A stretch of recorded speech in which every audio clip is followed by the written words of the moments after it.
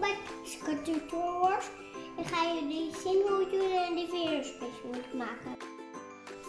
Eerst doe een long.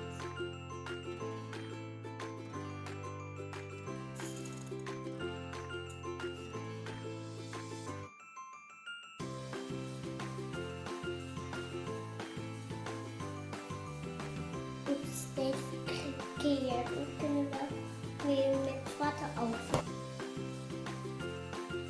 Dat kan wel. Nu gaan we een stipel maken.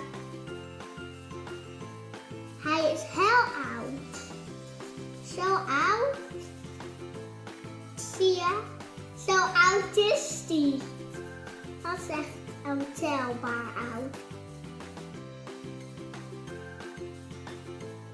Zoveel vind ik wel genoeg.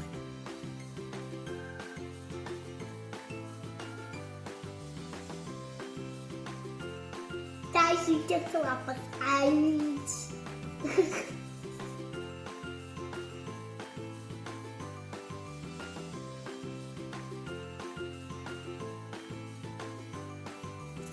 We gaan springetjes doen. Nu gaan we de leedpootjes maken. Aan allebei de kanten.